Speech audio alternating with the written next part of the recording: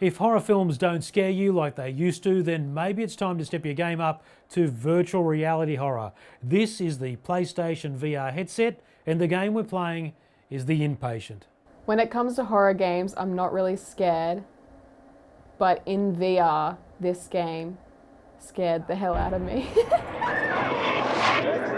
Set 60 years before Supermassive Games' horror hit Until Dawn, you will awaken in Blackwood Pine Sanatorium with no memory of why you are there. Let's do it. Headphones are essential for the full creepy experience. The sound is so creepy. Getting around the game is pretty straightforward. Move left stick to move, the right stick to turn, and the R2 button to grab onto objects. Hey folks, February 26th. Flip them around like this. You can also use the Move controllers. Objects trigger flashbacks as you try and work out how you got into this godforsaken virtual reality. Flashback. So if you don't want to turn your neck all the way around, you can cheat using the controller.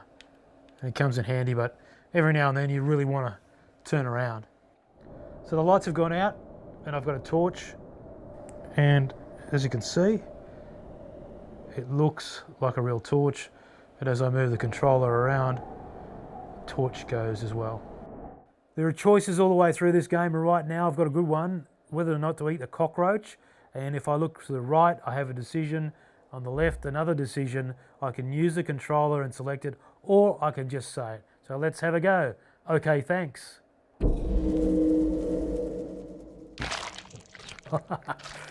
The sound is beautiful. You feel more like the character when you say the lines. When you see the butterflies, you'll know that decision has ramifications down the track. I think in this game you can mix it up between sitting and standing. If I look down, my character's standing, so I'm going to stand up, and I can get away with it safely because I know the back of my legs are on the chair. So if I turn around like this, I know that I'm not going to go anywhere as long as I maintain contact with the chair. So that's the Inpatient.